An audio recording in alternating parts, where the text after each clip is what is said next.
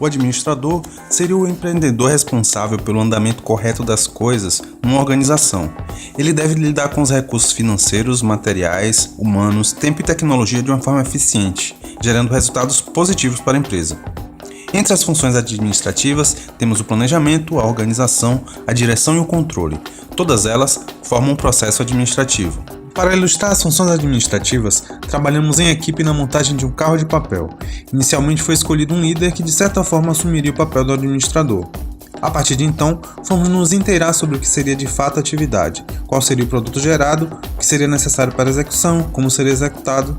As informações sobre qual a intenção da atividade, quando seria executada e quem realizaria a atividade nós já sabíamos. De todo modo, as respostas a todos estes questionamentos compõem o objetivo da função planejamento. Planejamento. Definição prévia de objetivos e ações a serem realizados para o alcance do resultado desejado. Se faz necessário analisar a situação, o tempo, as possibilidades de falha no processo, coleta e análise de informação e coordenação. É considerado como uma das principais funções do processo administrativo, pois é através dele que todas as outras funções são adotadas. Partimos para organizar o que seria necessário na realização da atividade. Discutimos sobre o tipo de papel desejável na impressão, tipo, fornecedores, custos, tipo de cola mais eficiente, ferramentas e materiais necessários para a execução, como tesouras, estiletes, colas, pincéis, quem da equipe ficaria responsável por cada coisa, enfim, tratamos da função organização. A organização é o agrupamento de atividades necessárias para a realização de objetivos, a arrumação de pessoas e outros recursos da empresa de modo que o trabalho seja dividido e as atividades sejam executadas com resultados satisfatórios. A organização nada mais é do que a forma como se dispõe um sistema para atingir os resultados pretendidos. Para isso, é necessário alocar, agrupar, arranjar, dividir, especializar para que as atividades sejam executadas da melhor maneira possível. De posse dos recursos necessários, marcamos uma primeira reunião.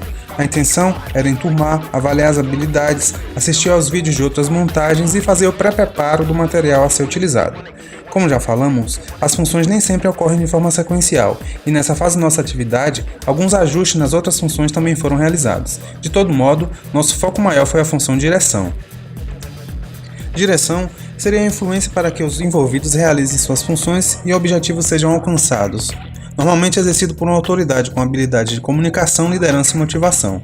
Envolve a focalização dos membros organizacionais como pessoas e a abordagem de assuntos como liderança, motivação, comunicação, solução de conflitos, além do desenvolvimento de boas relações entre as pessoas e a criação de um excelente ambiente de trabalho em prol de um propósito comum.